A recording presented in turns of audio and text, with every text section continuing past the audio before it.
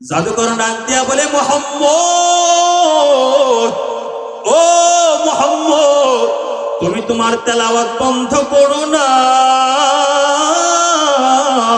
আরো তেলাওয়াত করো, আরো তেলাওয়াত করো, করো, কারণ আমার থেকে বড় জাদুকর বর্তমান দুনিয়ায় নাই। আমি জাদুকর হয়ে বললাম, লাইসা হাদা কালামুল বাশার, এটা কোনো মানুষের কথা না,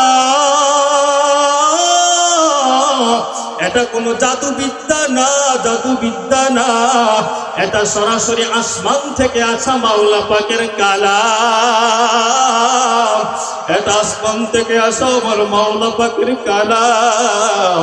আমি আর আবু জাহেলের ধর্মে থাকতে চাই না, থাকতে চাই না। ও মুহাম্মদ, দেরি করবা না, দেরি করবা না, এই মুহূর্তে আমাকে কালেমা পড়াও, কালেমা পড়াও, এই মুহূর্তে আমাকে কালেমা পড়ায় মুসলমান বানায় দাও। লা ইলাহা ইল্লাল্লাহ। মদিনা চাইতে পারলাম না, মদিনা দেখতে পারলাম না, মদিনা চাইতে পারলাম না। আমি অসহায় তাই এত দূরে রই, অসহায় তাই এত দূরে রই, শুধু সালাম জানাই, মদিনা চাইতে পারলাম না, মদিনা দেখতে পারলাম না। খারাপ লাগেনি? চলবে না, বন্ধ করে দিব। আর জোরে পেছনের ভাইরা, চলবে না, বন্ধ। মদিনা নাম কত সুন্দর,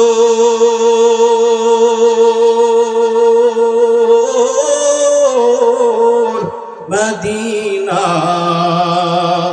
কেড়েছে অন্তর, মদিনা নাম কত সুন্দর, মদিনা কেড়েছে অন্তর। ওই মদিনার পথের ধুলি আমি মাখতে পারলাম না, মদিনা চাইতে পারলাম না, মদিনা দেখতে পারলাম না। মদিনা নাম কত মধু,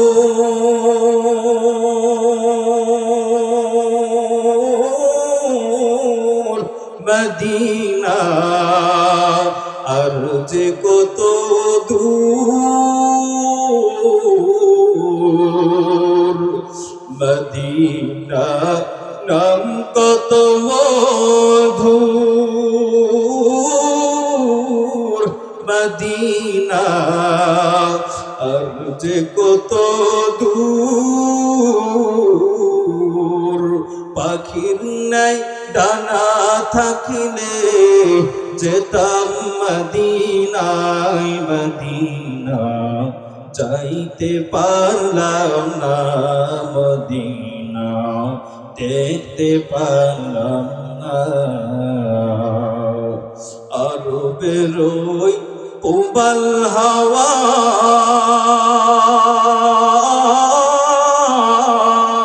পশ্চিমে করে ধাওয়া, আরো বেরোই উবাল হাওয়া,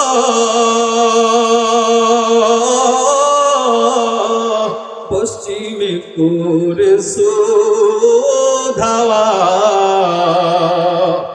আমাদের দুঃখী সালাম পৌঁছে দিও মদিনায়, মদিনা যাইতে পারলাম না, মদিনা দেখতে পারলাম না, মদিনা চাইতে পারলাম না।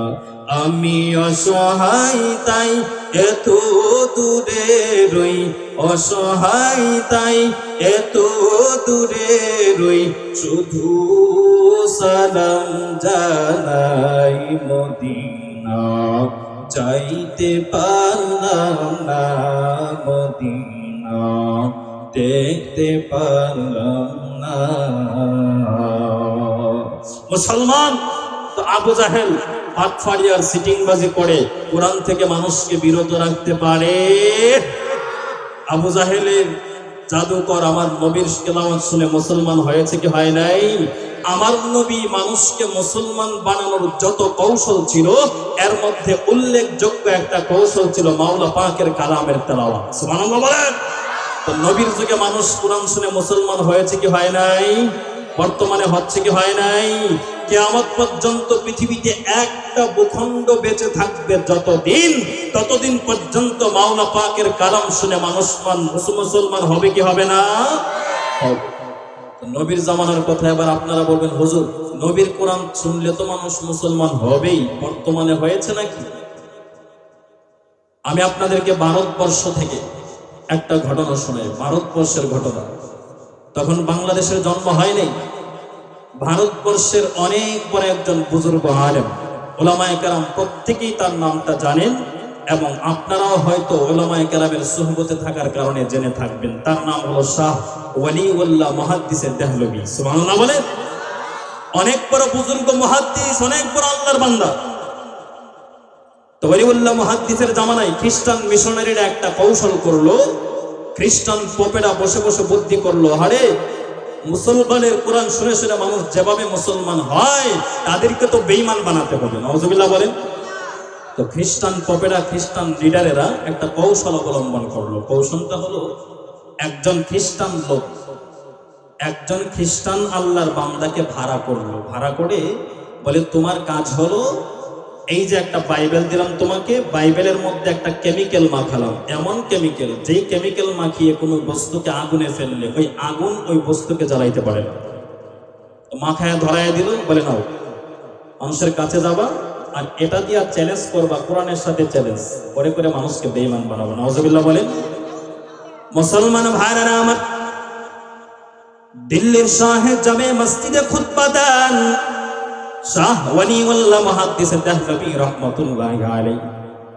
নামাজ শেষে মুসল্লিরা যখন বের হন, শুক্রবারে দেখবেন ওয়াক্তীয় নামাজের থেকে সাপ্তাহিক নামাজের ভিড় বেশি হয়, ঠিক না বলে? রিক্সাওয়ালা বলে রিক্সা চালানো বাদ, আজকে শুক্রবার নামাজে যেতে হবে। চাকরিওয়ালা অফিস বাদ বলে নামাজে যেতে হবে। স্কুল কলেজ ইউনিভার্সিটির ছেলেগুলা পুরা সপ্তাহ নামাজ না পড়লেও শুক্রবারে কিন্তু নামাজ ছাড়ে না, ঠিক না বলে? তো শাহ ওয়ালিউল্লাহ মুহাদ্দিসে দেহলভী রাহমাতুল্লাহি আলাইহি নামাজ যখন শেষ করলেন, মুসলমানেরা যখন বাড়ির দিকে রওনা করে, হঠাৎ করে শুনতেছেন ওই খ্রিস্টানদের পক্ষ থেকে টাকা দিয়া লালিত ওই খ্রিস্টানের দল মুসলমানের সামন দিয়া খ্রিস্টান ওই বাইবেল বুকে নিয়ে হাঁটতেছে আর বলতেছে মুসলমানের কোরআন মিথ্যা, মুসলমানের ধর্ম মিথ্যা। জোরে বলুন নাউজুবিল্লাহ। সাপ্তাহিক নামাজীদের মাথাটা গরম, বড় গরম। ডাক দিয়া বলে মেজাজটা তো গরম করে দিল সবাই, চতুর্দিকে ঘেরাও করে তাকে গণধোলাই শুরু করে দিল। ও বানিয়াচঙ্গের মুসলমান, বলো বলো এমন কোন একটা ঘোষণা যদি কোনো খ্রিস্টান বলে কোরআন মিথ্যা, যদি বলে ইসলাম মিথ্যা, আপনারা কি করবেন? নেত্রকোনা যায় আমি বললাম এমন ঘটনা যদি আপনারা শোনেন কি করবেন? একজন বুড়া লাভ করে দাঁড়ায় করে হুজুর খালি আইন না দেন, হুজুর খালি সামনে আইন না দেন, বিসমিল্লাহ সারা খত, ঠিক কিনা বলো? কোরআনের বিপক্ষে কোনো আপোষ, আরো ধরে কোনো আপোষ, কোরআনের বিরোধিতা যদি আমার রক্তের কেউ করে, আমার নবীর বিরোধিতা যদি আমার কলিজার টুকরা আপন ভাইও যদি করে, আল্লাহর কসম করে বললাম নবীর দুশমনের গর্দান কাটতে বিন্দু পরিমাণ দ্বিধা করব না, ঠিক কিনা বলো?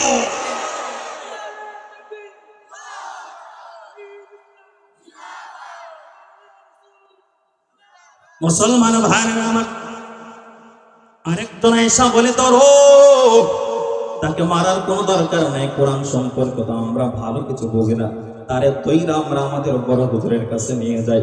তো ধইরা মুসল্লিরা শাহ ওয়ালিউল্লাহ মুহাদ্দিসে দেহলভীর কাছে নিয়ে চলে গেল। হুজুর ডাক দিয়া বলে, ও খ্রিস্টান, তুমি কি এমন কথা বলেছো নাকি? সে ডাক দিয়া বলে, হ্যাঁ বলেছি।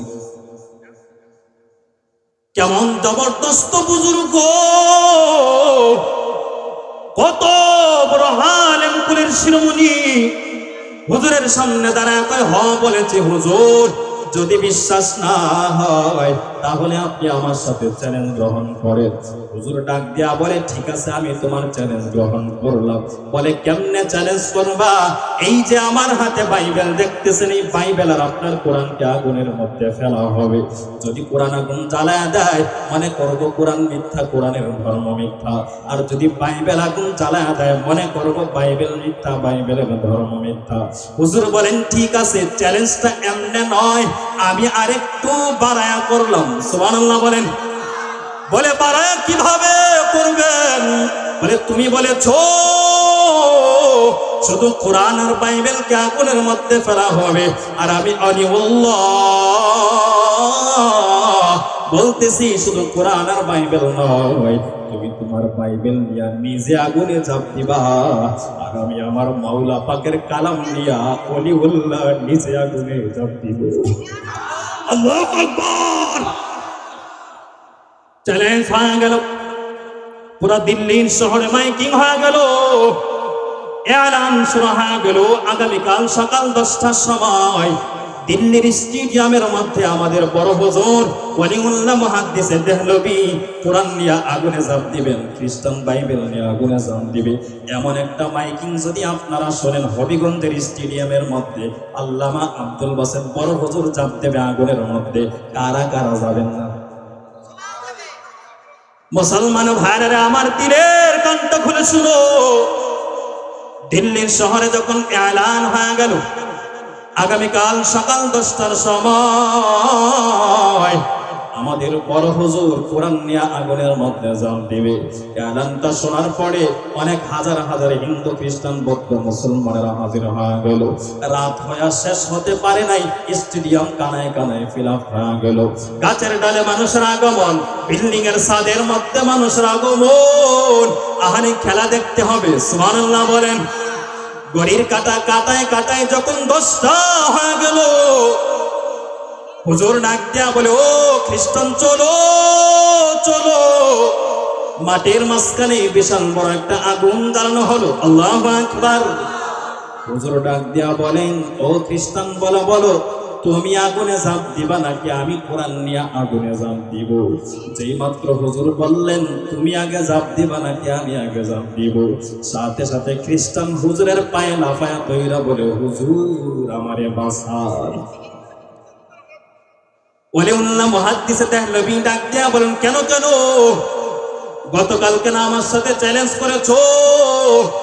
বলে, হুজুর আমি তো চ্যালেঞ্জ এমনি করি নাই, আমি তো চ্যালেঞ্জ করেছি শুধু কোরআন আর বাইবেল ফেলানো হবে।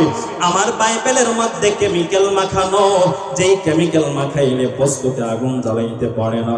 ও হুজুর, আমি তো আমার বডির মধ্যে কেমিক্যাল মাখাই নাই। এবার হুজুর ডাক দেয়া বলেন, খ্রিস্টান, তাহলে বলো কি ষড়যন্ত্র নিয়ে ময়দানে নেমেছো? খ্রিস্টান এবার ডাক দেয়া বলে, হুজুর, খ্রিস্টান মিশনারিদের পক্ষ থেকে মাসে লক্ষ টাকার বেতন আমাকে দেওয়া হয়। আমার কাজ হলো এই বাইবেল আর কোরআনকে চ্যালেঞ্জ করে মুসলমানকে বেঈমান বানানো। এবার শাহ ওয়ালিউল্লাহ দিলের কানটা খুলে শোনো মুসলমান।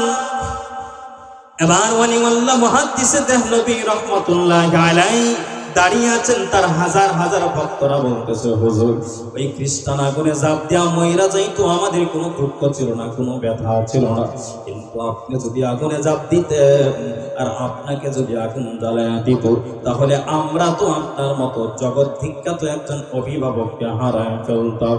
ওয়ালিউল্লাহ মুহাদ্দিসে দেহলভী ডাক দিয়া বলে, ওরে ভক্তের দল, ও ভক্তের দল, শুনো, আমার মাওলা পাকের কালামের প্রতি আমি ওয়ালিউল্লাহর এত ইয়াকিন, আমার আল্লাহর প্রতি আমার এত ইয়াকিন, আমি ওলিউল্লাহ আমার মাওলার কালাম নিয়া যদি আমি আগুনে ঝাঁপ দিতাম, দুনিয়ার আগুন আমার মাওলার কালামকে জ্বালাইতে পারত না। ওই কালামের বরকতে দুনিয়ার কোন আগুন আমি ওলিউল্লাহর একটা পশম জ্বালাইতে পারত না। আর জোরে বল আল্লাহু আকবার। তোমার দে মুসলমান হো, তোমার দে মুসলমান, তোমার দে মুসলমান হো, তোমার দে মুসলমান। এক হাত মে তলোয়ার, এক হাত মে কুরআন, এক हाथ में तलवार, एक हाथ में कुरान। तौहीद तो सीना में अमानत है हमारा, आसान ही मिटाना नमो निशा हमारा, आसान ही मिटाना नमो निशा हमारा। যেই মাত্র ওয়ালিউল্লাহ মুহাদ্দিস দেহলভী রাহমাতুল্লাহি আলাইহি বললেন, ও ভক্তের দলেরা, আমার মাওলার কালাম কোরআনের প্রতি আমার এত ইয়াকিন আর বিশ্বাস ছিল, আমার মাওলার প্রতি আমার এত ইয়াকিন আর বিশ্বাস ছিল, দুনিয়ার আগুনে আমি যদি কোরআন নিয়ে ঝাঁপ দিতাম, দুনিয়ার আগুন আমাকেও জ্বালাইতে পারতো না, কোরআনও জ্বালাইতে পারতো না। যেই মাত্র ওয়ালিউল্লাহ মুহাদ্দিস দেহলভী এই কথাটা বললেন, সাথে সাথে হাজার হাজার লক্ষ লক্ষ ইহুদি খ্রিস্টান হিন্দু কালেমা পড়ে মুসলমান হয়ে গেছে।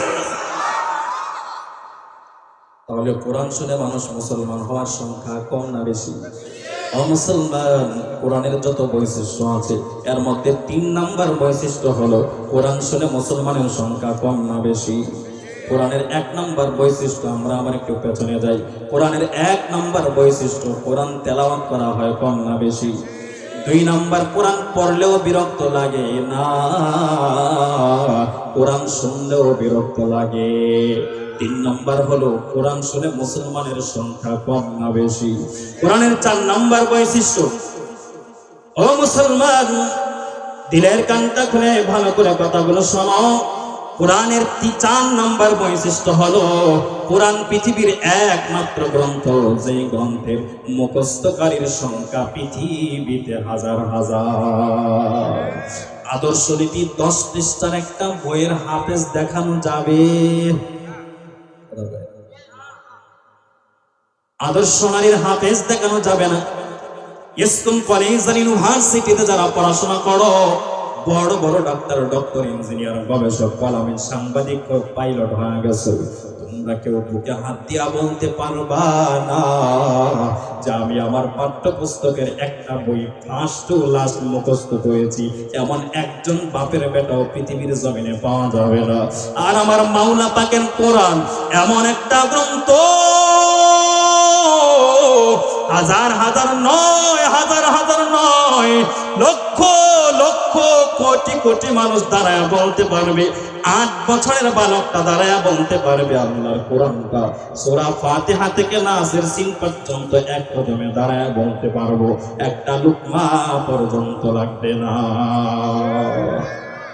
কোরআনের হাফেজ বানিয়েছেন আসেনি? বাংলাদেশে আসেনি? ইন্ডিয়াতে আসেনি? বাইবেলের হাফেজ বানিয়েছেন কয়জন আছে? গীতা, রামায়ণ, ত্রিপিটকের হাফেজ বানিয়েছেন কয়জন আছে? ইন্ডিয়া যে হিন্দুদের রাষ্ট্র, ইন্ডিয়াতে গীতার হাফেজ কয়জন আছে? আর বাংলাদেশের হাফেজ কোরআন, একটা কথা আমি আপনাদেরকে বলে দিতে চাই, বাংলাদেশের হাফেজের কোরআনরা এত ট্যালেন্ট, এত মেধাবী, 110, 20, 200 রাষ্ট্রের প্রতিযোগীদেরকে পেছনে ফেলে লাল সবুজের পতাকা বক্ষে ধারণ করে বাংলার সম্মানকে আকাশচুম্বী করে দেয়। কথা বলুন ঠিক কিনা? আর তোমরা যারা বলো মোল্লার দৌড় মসজিদ পর্যন্ত, তোমরা কি করছো? কথা কয় না, বলেনি বলেনি তো মোল্লারা দেশটা খাইছে রে। আরে মোল্লারা দেশ খায় নাই বেটা, মূর্খ। মোল্লারা পৃথিবীর সামনে দেশকে প্রেজেন্ট করে, ঠিক কিনা বলো? কেমনে প্রেজেন্ট করে? আচ্ছা, বাংলা শিক্ষিত যারা আছেন, বাংলা পড়ে পড়ে যারা ইঞ্জিনিয়ার হয়েছেন, ইঞ্জিনিয়ার সাহেব বলে মোল্লারা দেশটা খাইছে। আমি ইঞ্জিনিয়ারকে বলি, বাংলাদেশের যত বড় বড় সেতু আছে, বড় বড় ভবন আছে, এগুলো তৈরি করে বাংলাদেশের ইঞ্জিনিয়ার নাকি চায়নার ইঞ্জিনিয়ার? বাংলাদেশের মূর্খগুলো করে কি করে জানেননি? কুমিল্লাতে কয়েক বছর আগে একটা সেতু বানাইছে, সেতু এমপি সাহেব উদ্বোধন করতে যাবে, যেই দিন উদ্বোধন করতে গিয়েছে সেতু ভেঙে নিচে পড়ে গেছে। তো খবর নিয়ে দেখা হয় ইঞ্জিনিয়ার বাংলাদেশি। একজন দাঁড়াও, চ্যালেঞ্জ, পুরো বানিয়াচলকে আমি চ্যালেঞ্জ করে গেলাম, কিয়ামত পর্যন্ত সময় দিলাম, একজন দাঁড়াও যে মোল্লাদের সামনে দাঁড়ায় 1 মিনিট কথা বলতে পারবা, একজন বাপের বেটা পারলে দাঁড়ায় বল। আমাদের হুজুররা যখন টিভির টকশোতে বসেন, টকশোতে বসার পরে এখানে জেনারেল শিক্ষিত স্কুল কলেজের ভাই, আপনাদেরকে আমি খাটো করছি না, আপনাদেরকে সম্মান এবং কোরআনের আজমত বোঝানোর জন্য বলছি, তোমরা সাক্ষী দাও, স্কুল কলেজের ভার্সিটির যারা আছো, তোমরা যাদেরকে শিক্ষাবিদ বলো, তোমাদের শিক্ষা সিলেবাস প্রণয়ন যারা করে, শাহরিয়ার কবি, ঠিক কিনা বলো? আপনাদের সিলেবাস তৈরি করে কারা? শাহরিয়ার কবির না? হ্যাঁ, শাহরিয়ার কবির তৈরি করে। তো শাহরিয়ার কবিররা সহ বাংলাদেশের যত বুদ্ধিজীবী আছে 5 জন 7 জন যখন এক পাশে বসে যায়, আর বাংলার মায়ের কোরআনের হাফেজ আলেম যখন একদিকে বসে যায়, নাকানি চুবানি খেয়ে অসংখ্য মানুষের সামনে পরাজিত বরণ করতে রাজি হয়, ঠিক কিনা বলো?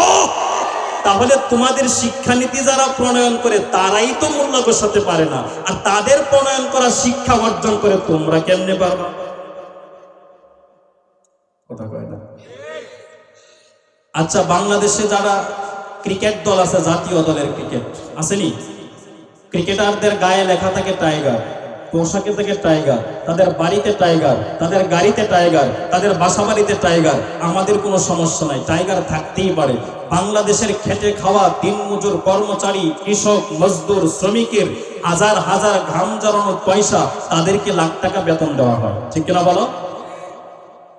বর্তমান সরকার দিয়েছে, অতীতও দিয়েছে, ভবিষ্যতে কেউ আসলে দেবে, এটা নিয়ে আমাদের কোনো মাথা ব্যথা নাই। আচ্ছা যুবক বলো, তোমরা যে টাইগারদের জন্য পাগল, ওই টাইগারেরা তোমাদের টাকা খায়া 4 চক্কা মারলে তাদেরকে কোটি টাকা পুরস্কার দেওয়া হয়, তারা বাংলাদেশের কয়টা কাপ দিছে? কথা বলেন, কয়টা দিছে? চায়ের কাপ দিছে নি কোনোদিন? দিছে না। এবার আসো, তোমরা যাদেরকে বলো মোল্লারা দেশ খাইছে, তারা কি করছে দেখো। হাফেজ নাজমুস সাকিবকে প্রশ্ন করা হলো, ও নাজমুস সাকিব, তোমরা যখন আন্তর্জাতিক কম্পিটিশন গুলোতে যাও তোমাদের অনুভূতি কেমন হয়? সাংবাদিকের উত্তরে নাজমুস সাকিব বলে, আমাদের অনুভূতি অনেক ভালো লাগে, তবে সব ভালো লাগার মধ্যে একটা ভালো লাগার অনুভূতি হলো যে অন্যান্য দেশের প্রতিযোগীরা যখন বাংলাদেশে আসে, 110-20 দেশের প্রতিযোগীরা যখন বাংলাদেশে ওই অনুষ্ঠানে অংশগ্রহণ করে, তারা সর্বপ্রথম আইসা কি করে জানেন? তারা আইসা আগে দেখে বাংলাদেশের কোনো প্রতিযোগীর নাম আছে কিনা। সুবহানাল্লাহ বলে। তখন সাংবাদিককে জিজ্ঞাসা করা হলো যে এটা তারা কেন করে?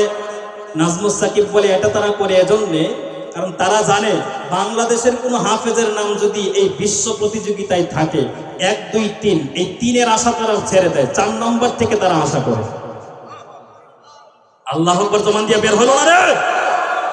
এই প্রতিযোগীরা যখন আমার নাজমুস সাকিব, আমার সালেহ আহমদ তাকরিম, আমার তরিকুল ইসলাম যখন আন্তর্জাতিক কম্পিটিশনে দাঁড়ায় যায়, বাংলার মুসলমানরা শোনো, বাংলাদেশের পতাকা নিয়ে যখন বাংলাদেশের পতাকা সামনে স্ক্রিনে ফোকাস করে যখন কোরআন তেলাওয়াত শুরু করে দেয়, 110-20 রাষ্ট্রের মানুষকে পেছনে ফেলে দিয়া বাংলার নাজমুস সাকিব বাংলার মানকে উঁচু করে দেয়। কথা বলে ঠিক কিনা?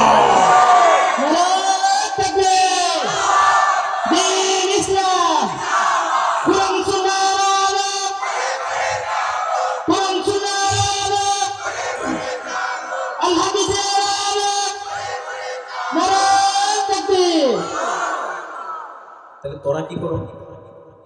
এবার আসে ডাক্তারি। যারা ডাক্তারি পড়ে তাদের ভাবসাব একটু বেশি থাকে, ঠিক কিনা বলেন? সায়েন্সের ছাত্র মেধা বেশি, ডাক্তার তো ওটা মারলেই 2000, ওটা মারলেই কত, তো ভাবসাব একটু বেশি। তারাও বলে যে মোল্লারা দেশটারে খাইছে। আমি বলি তুমি কেমন খাইছো দেখো। আচ্ছা বলেন, বাংলাদেশের যত কঠিন কঠিন রোগী আছে চিকিৎসা করতে কই যায়? বাংলাদেশের পুরা টিমের ডাক্তাররা করে কি করে বলবো? বাংলাদেশের এক রোগী হার্টের সমস্যা, তো হার্টের সমস্যা হওয়ার কারণে ডাক্তারের কাছে গেল, ইয়ে করলো, কি যেন এটাকে বলা হয়, এক্সরে।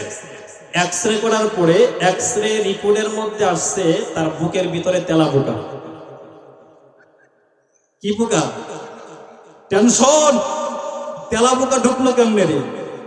ঘুমের মধ্যে ঢুকলো না, কি না, ঘুমের মধ্যে তো ঢুকার কথাই না, কারণ মশারি টশারি কত কিছু কইরা ঘুমাই, ঢুকলে মশা ঢুকতে পারে, তেলা পোকা ঢুকলো কেমন? গেছে মাদ্রাজ। কোথায়? মাদ্রাজে গিয়া রিপোর্ট দেখাইলো তেলা পোকা। ডাক্তার কয় বুঝলাম না তেলা পোকা ঢুকলো কেমনে, কোনো ছিদ্র ছিদ্র আছে নাকি দেখি, কোনো ছিদ্র নাই, ঢুকলো কেমনে? বাচ্চা ঠিক আছে, চেক আপ করি। তো মাদ্রাজের ডাক্তার চেক আপ করে দেখে বুকের ভিতরে তেলা পোকা না, বাংলাদেশের ডাক্তারের যে মেশিন, মেশিনের ভিতরে তেলা পোকা।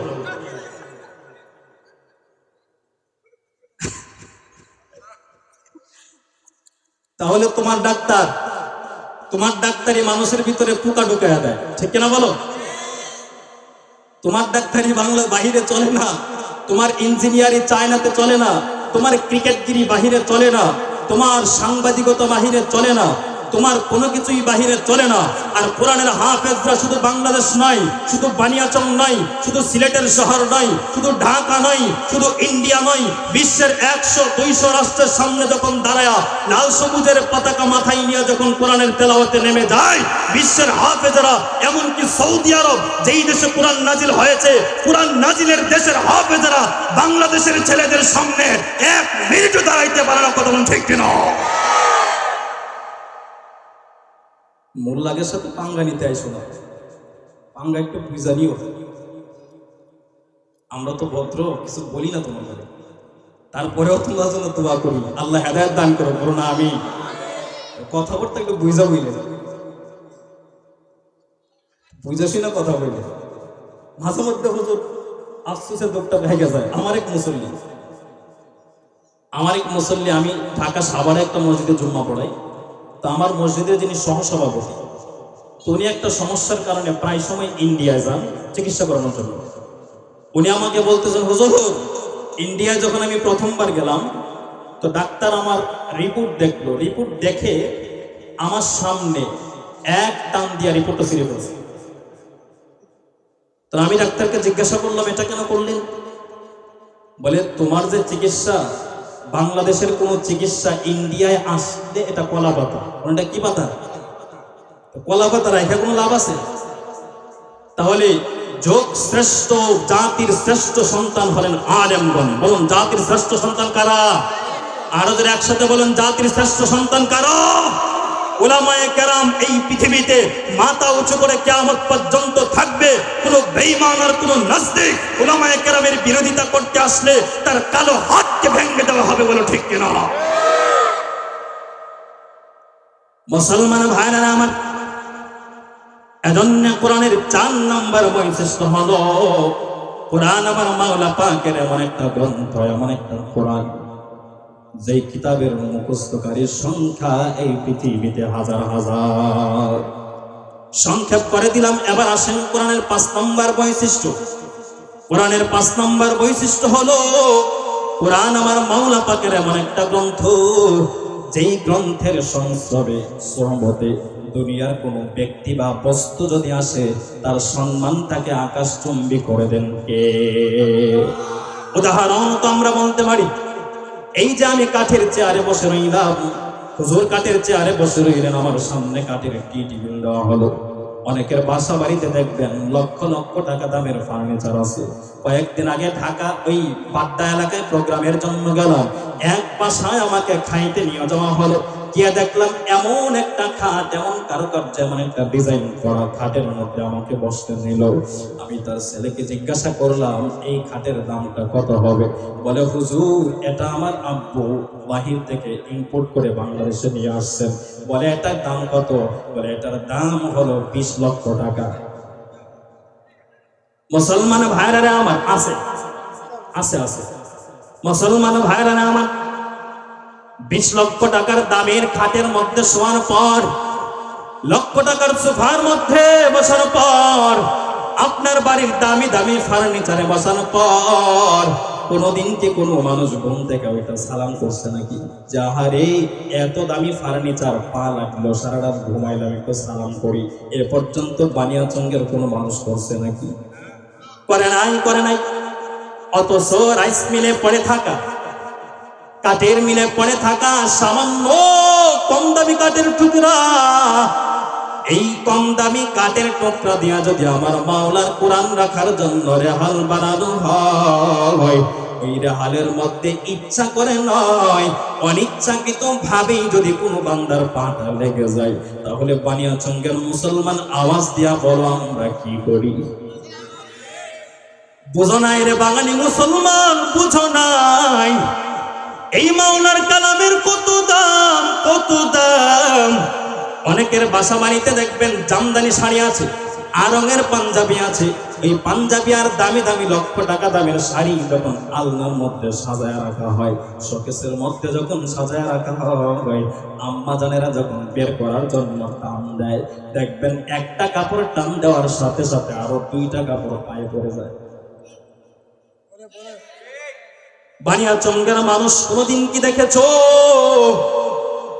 1 লক্ষ টাকা, 10,000, 5,000 টাকার পাঞ্জাবি পায়ে পড়ার কারণে বানিয়াচঙ্গের কোন মানুষ হাতে নিয়ে চুমু খাইছে?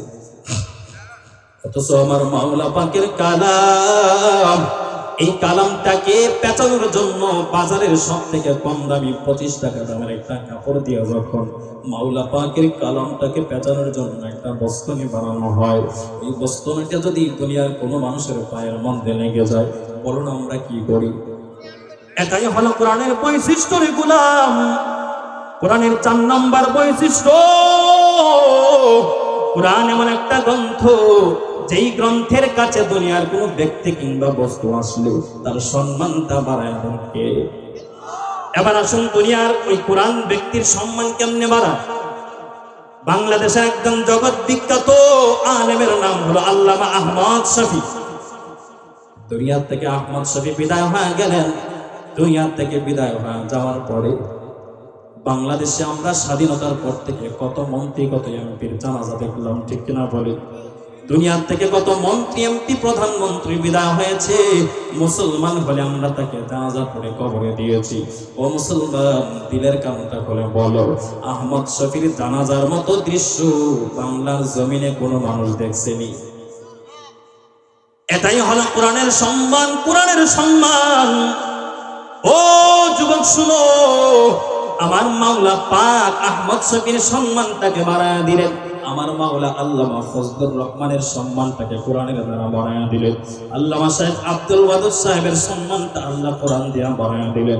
শাইখ শফিকুর রহমান সাহেবের সম্মানটা আল্লাহ কোরআন দিয়া বাড়ায়া দিলেন। কিয়ামত পর্যন্ত কোনো ব্যক্তি কিংবা বস্তু যদি কোরআনের সংস্রবে আসে, আমার আল্লাহ তার সম্মানকে আকাশ চুম্বে বাড়ায়া দিবে।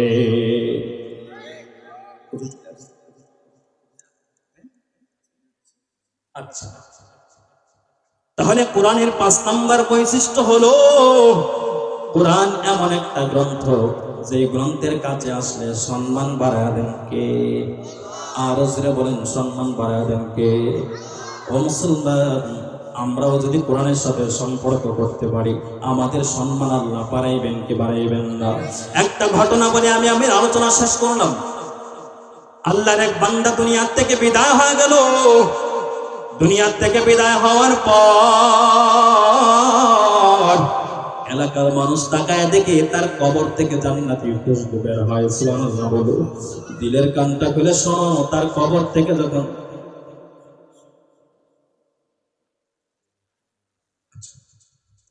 কোরআন থেকে যখন কবর থেকে যখন জান্নাতি খুশবু বের হয়, কবর থেকে জান্নাতে খুশবু বের হওয়ার পর এলাকার মানুষ তো অবাক হয়ে গেল। আহারে, এই বান্দা তো বড় কোনো আলেম না, বড় কোনো বুজুর্গ না, তাহলে তার কবর থেকে কেন জান্নাতের খুশবু বের হয়? কবর থেকে কেন জান্নাতের খুশবু বের হয়? মানুষগুলো চিন্তা করে খুঁজে খুঁজে পায় না কেন কবর থেকে খুশবু বের হয়। সুবহানাল্লাহ বলি। এলাকার মানুষগুলো এই লোকের বাড়ির কিনারায় চলে গেল। এই লোকের বাড়ির কিনারায় যাওয়ার পর তার বিবিকে জিজ্ঞাসা করে, ও বোন, বলো বলো তোমার স্বামীর জীবনে কি এমন আমল ছিল?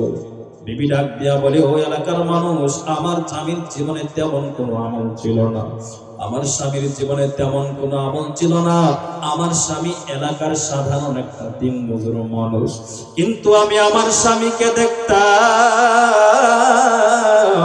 আমার স্বামী যখন প্রতিদিন কাজ করে রাত্রিবেলায় যখন বাড়িতে আসতো, রাত্রিবেলায় বাড়িতে আসার পর আমার স্বামীকে দেখতাম রাত্র গভীর হওয়ার পর আমরা সবাই যখন গভীর ঘুমে আচ্ছন্ন হয়ে যাইতাম, আমার স্বামীকে দেখতাম মিটি মিটি আলো নিয়ে অন্ধকার একটা রুমের মধ্যে চলে যেত। আমার স্বামীকে দেখতাম তাকের মধ্য থেকে কোরআনটা হাতের মধ্যে নিয়ে কোরআনটাকে খুলিয়া আমার স্বামী পেছনে পেছনে আমি দাঁড়ায়া আড়াল থেকে সরি। স্বামী আমার বলে, আল্লাহ আমাকে তুমি এমন মূর্খ বানাইছো, আমি তোমার কোরআন পড়তে পারি না। ও আল্লাহ, তবে আমি এটা বিশ্বাস করি, ও মালিক, আমি যদিও কোরআন পড়তে পারি না, যদিও তুমি আমাকে বড় কোনো আলেম বানাও না, তবে আল্লাহ এই যে আয়াত, এই আয়াতে তুমি যা বলেছো সব সত্য বলেছো। এই আয়াতে যা বলেছো তুমি সত্য বলেছো, এই আয়াতে যা বলেছো সত্য বলেছো। এইভাবে আমার স্বামী কোরআনের আয়াতের উপরে আঙ্গুল হাঁটায় আঙ্গুল হাঁটায় আমার স্বামী যখন কোরআনটা বন্ধ করে, কোরআনটা বন্ধ করার পর আমি তাকায় দেখি আমার স্বামী কোরআনটাকে চুমু খায়, বুকের মধ্যে জড়ায়, বুকের মধ্যে জড়ায় জড়ায় দুইটা চোখের পানি ফেলে ফেলে কান্না করে আর বলে, আল্লাহ আমি তোমার কোরআনটা পড়তে পারি না, কোরআনটা মুখস্থ করতে পারলাম না, তবে আল্লাহ তোমার কোরআনের প্রতি আমার এত প্রেম, তোমার কোরআনটা বুকে দড়ায়া দড়ায়া আমি কান্না করতেছি আল্লাহ। এবার হুজুর ডাক দিয়া বলে, বিবি গো, আর বলতে হবে না, আর বলতে হবে না, এই জন্যই আমার আল্লাহ তোমার স্বামীর কবরে কোরআনের প্রতি ন্যূনতম প্রেম, কোরআনের প্রতি সামান্য একটু ভালোবাসা প্রকাশ করার কারণে আমার আল্লাহ তোমার স্বামীর কবরে জান্নাতি বাতাস চালু করে দিয়েছে। মুসলমানের আওয়াজে বলো না রে বাবা সুবহানাল্লাহ। এজন্য কোরআনকে মহব্বত করতে রাজি আছে তো ইনশাআল্লাহ।